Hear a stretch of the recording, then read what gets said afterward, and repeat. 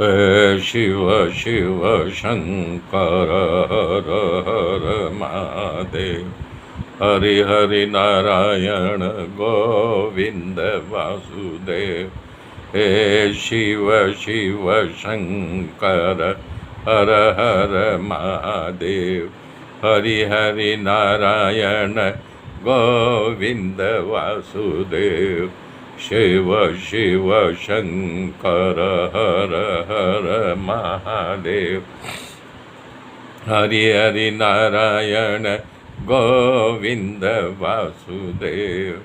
हे शिव शिव शंकर हर हर महादेव। ओम नमो भगवते वासुदेवाय। ओम परमात्मने नमः। मेरे मित्रों, नाभि राजा के रनिवास में महादेवी मेरु देवी के गर्भ से दिगंबर अवस्था में रहने वाले मुनियों के आश्रयदाता श्री ऋषभ देव का जन्म हुआ। उनके रूप, यश, तेज, बल, पराक्रम आदि को देख करके नाभि राजा ने उनका नाम ऋषभ देव रखा। ऋषभ देव जब बड़े हो गए तो नाभि राजा ने अपने पुत्र को राज्य दे दिया।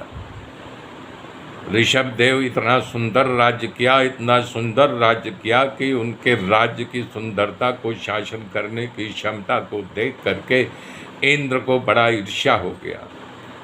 इंद्र ने बरसात बरसाना बंद कर दिया। जलन वश, दाह वश सारी प्रजा जो है ऋषभ देव के पास आती है, कहती है कि राजन बरसात नहीं हो रही है। तो ऋषभ देव ने कहा थोड़ा इंतजार करो, हम बरसात कराएंगे। उस ज़माने में जब बरसात नहीं होती थी तो राजाओं में इतनी शक्ति होती थी, उनके तप का बल होता था कि वो बरसात करा देते थे।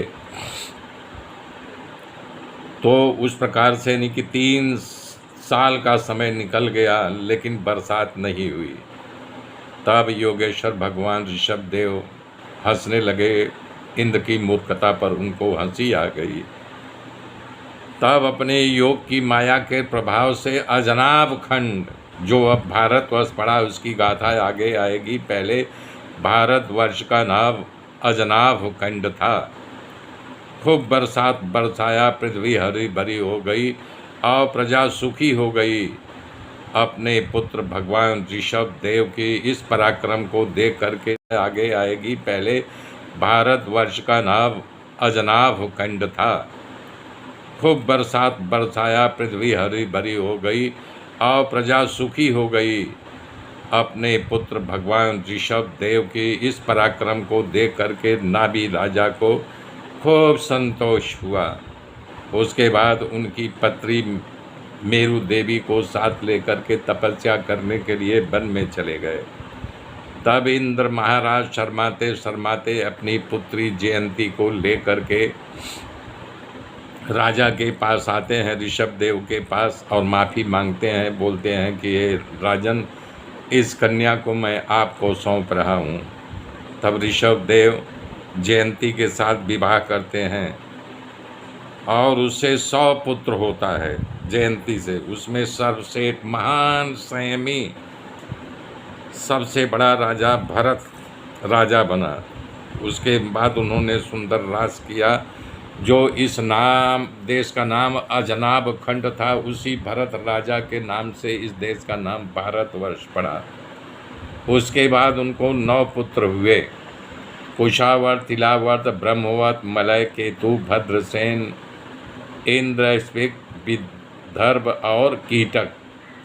उन लोगों को राज संभाला, अलग अलग प्रांतों में राज्य करने लगे। उनमें से जो सबसे छोटा था कीटक, उसको 9 पुत्र थे, सब महान तपस्वी योगी।